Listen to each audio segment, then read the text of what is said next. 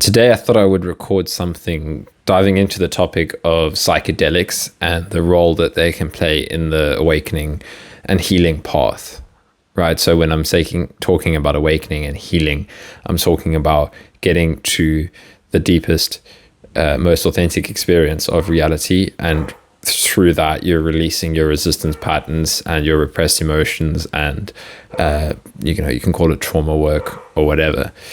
The question I want to address here is, do psychedelics actually assist on the awakening path? Because a perspective that I've seen, or an opinion that I've seen used a lot online or shared a lot online from awakened people, is that psychedelics just give temporary insights that fade, and you can only get lasting insights through meditation and inquiry. However, I don't think this is exactly true. From my own experience, I've found psychedelics to be a useful tool along the path, alongside any other techniques that we're using, such as meditation inquiry, somatic inquiries, whatever it is that people are exploring. I think psychedelics are a very powerful tool that can help. You know what I think they're really powerful for is to help break things open. For me, my experience recently with quite a high dose LSD trip was, it really loosened up some stuff that allowed things to flow out of me, allowed emotions to be unlocked, it allowed experiences to kind of be released, it allowed patterns to break, right? Because that's what a lot of this work is all about, is about releasing momentum and habitual thought and ego patterns that we're sucked into, right? You get sucked into your thoughts, you get sucked into reactivity, because there's pathways that have kind of formed over time, right? And this is a lot of what we're doing, is you're looking for ways to break these patterns, right? That's what's powerful about a meditation retreat or extended periods of meditation, is you're putting the mind, the ego, in a space where the usual patterns are not playing out, right? You're not having your usual interactions with the world. Everything is different, and this allows things to shift. This allows insights to emerge. And I think that psychedelics, alongside other aspects of the path, can be very powerful. So let me share my personal experience with how psychedelics have played out, because it's interesting. For me, it's been different from how it has been with other people that I've spoken with about psychedelics online. I know many people who initially were using psychedelics a lot, and that broke things open. You get a taste of unfiltered reality, or kind of beyond the perceptual filters of the mind, and then you go down an awakening path.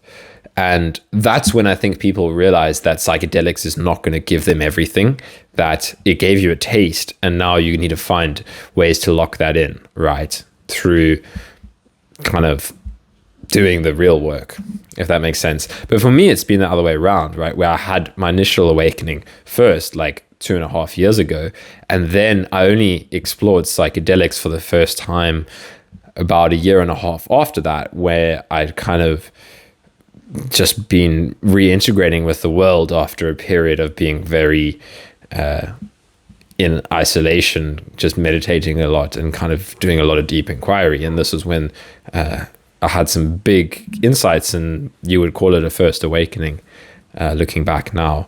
And for me, using it in this order, where basically what I was doing now was a lot of shadow work, right? Because you have this shift in your identity. I love the way Angelo DeLulo talks about his definition of awakening is what you take yourself to be fundamentally changes. What you take yourself to be and what you see everybody else to be as well, right? You don't see a world of individuals anymore.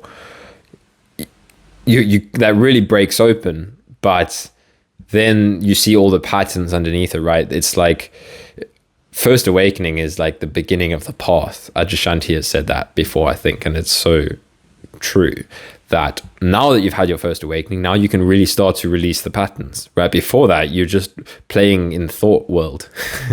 You're trying to clean the room with the lights off. I think either Matt Garrett or Frank Yang said that before, maybe both even.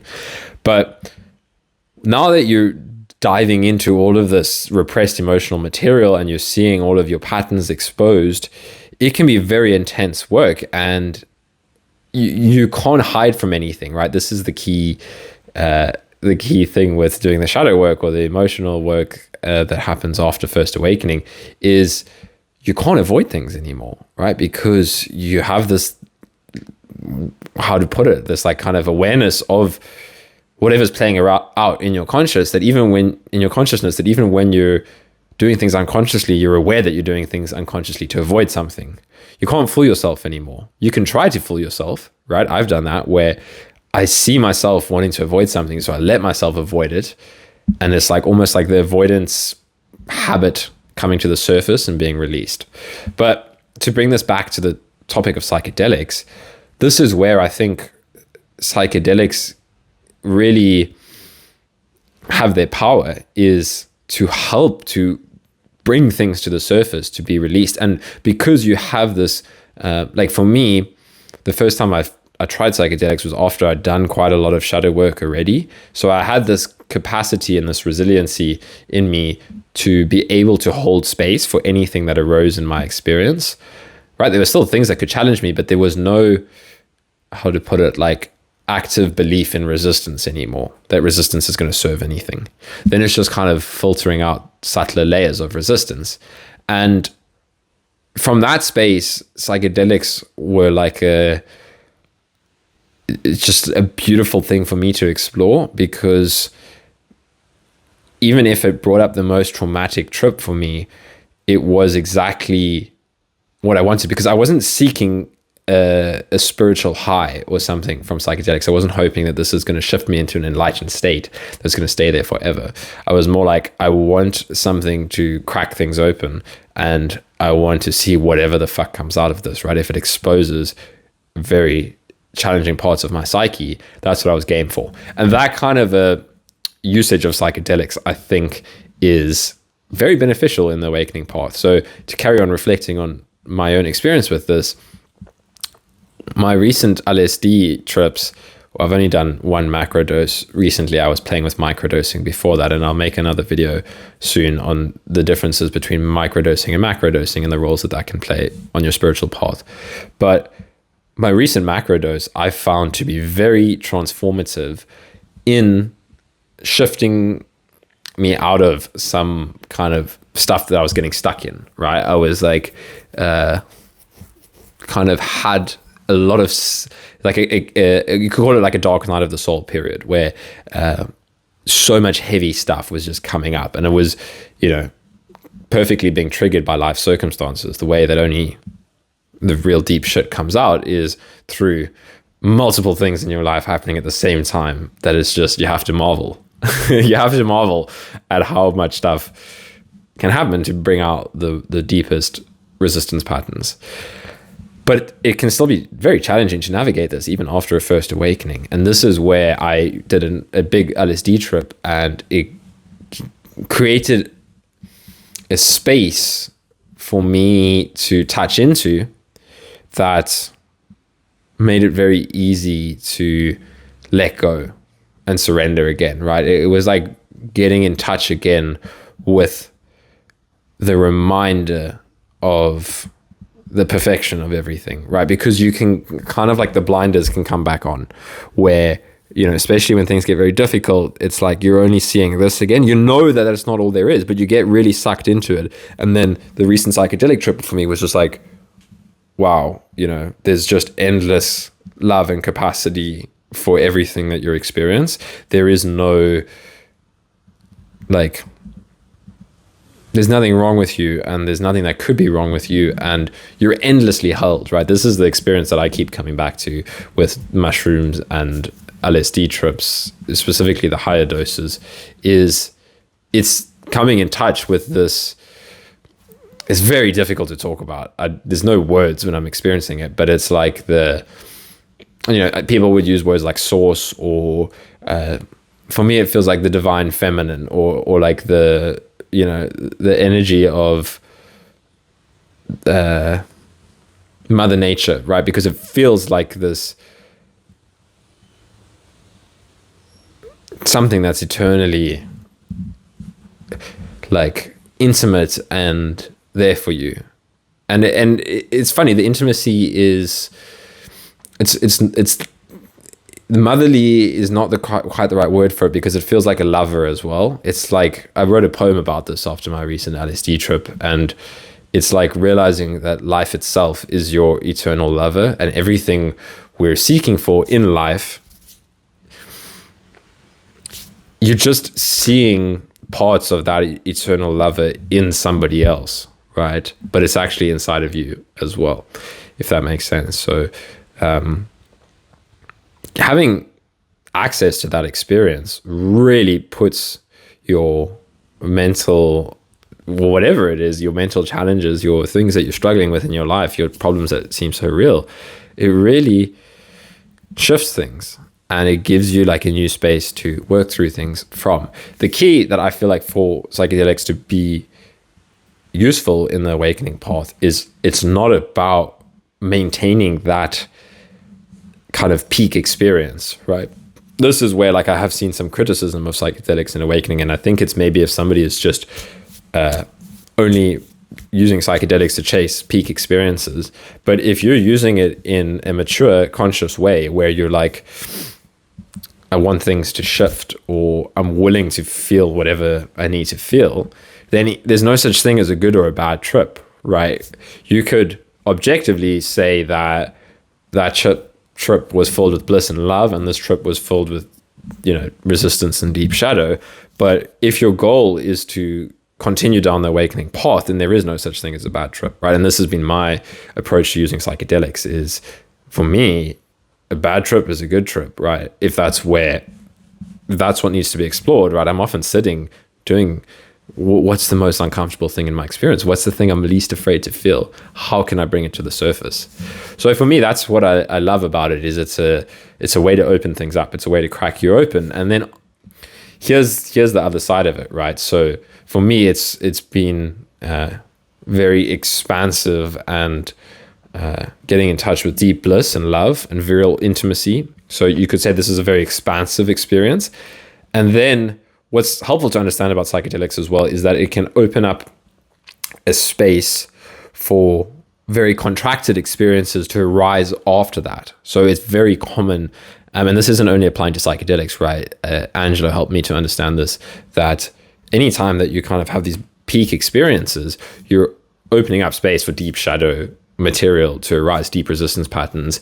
And physically that can feel like very symptomatic, right? It can feel like very heavy, contracted sensations in the body, nervous system being overwhelmed, and lots of just like intense stuff playing out in your mind, right? Like deep emotional beliefs or projections.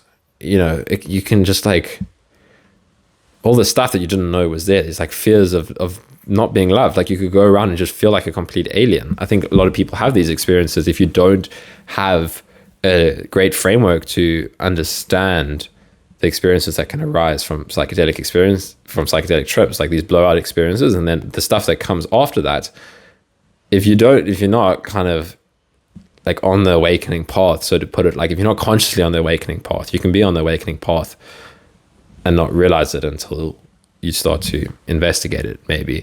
But I think that can be I know people that have said they've had very traumatic trips from psychedelics, and I can totally understand how that can happen if you're not aware of how much deep shadow we carry inside of us. And even, as I was saying, like just from deep meditation, you can really start to get in touch with some dark parts of the human psyche, of the collective human psyche. And you can start to understand all of humanity.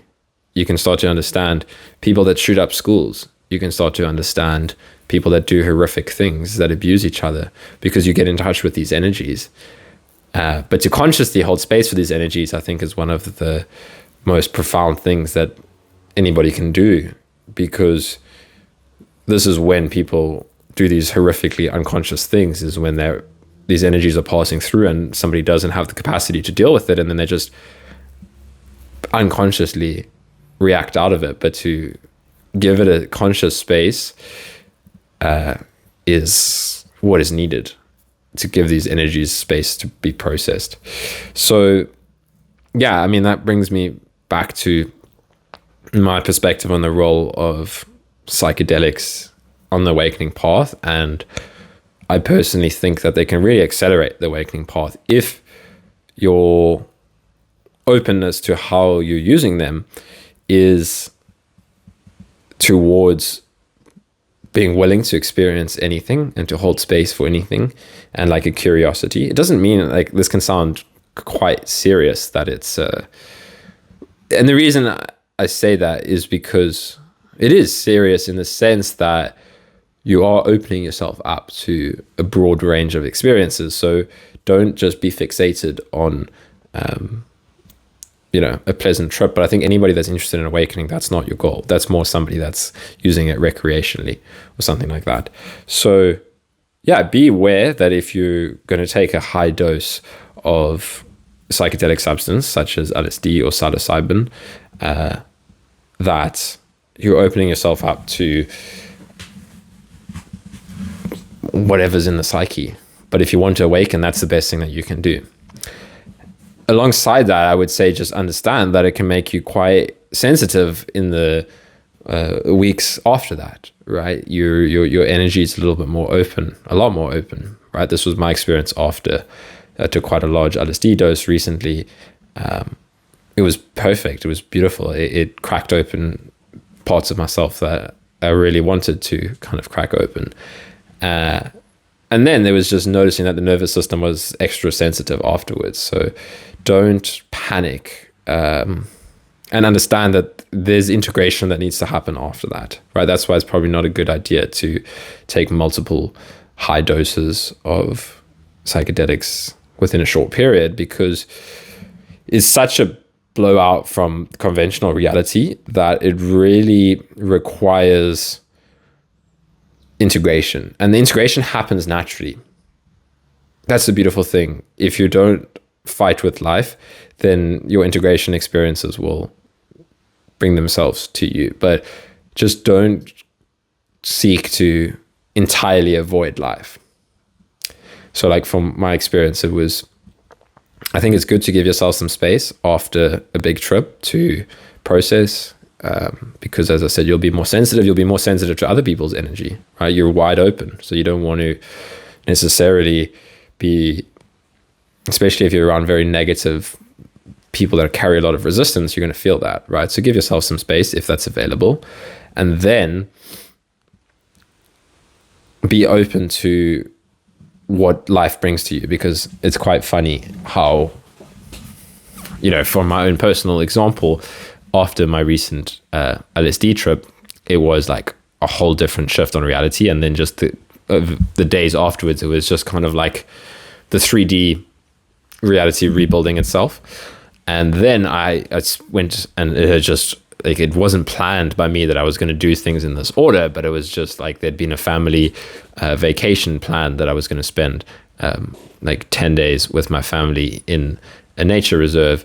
And reflecting back on it, it was like so perfect how that occurred after the psychedelic trip, because that was like a natural process of reintegration, engaging with people who there was no real much talk about spirituality or anything like that. And it brought up a lot in me because I was very sensitive, and there was a lot of energetic heaviness and like overwhelm in the nervous system, being so much. But at the same time, I could see the absolute intelligence of it, because it really grounded me back into being able to interface well with conventional reality, if that makes sense. That sounds a little bit weird, but yeah, I mean, after you have one of these experiences, you can very much feel disconnected from the rest of the world. So this was great because it's like, it's not about completely disconnecting from the rest of the world. You don't have to live in everybody else's world, but integration is beautiful to be able to carry these insights without being triggered by other people who live very differently, right? So yeah, I think that covers the topic that I wanted to say. And basically my conclusion is that from my personal experience, I do believe that psychedelics can play a powerful role in the awakening process, not just to give you a peak high, but to actually accelerate the process itself. And if you're feeling particularly stuck and you're willing to kind of expose yourself to things, then I do feel like LSD, psilocybin, ibogaine, ayahuasca, all of these things, if you have a nice framework to put it into, like understanding the awakening process through Angelo DeLulo has been my framework, which has been pricelessly valuable. Then these experiences can be navigated in a beneficial way. All right, all the best and good luck with whatever you decide to do with this information.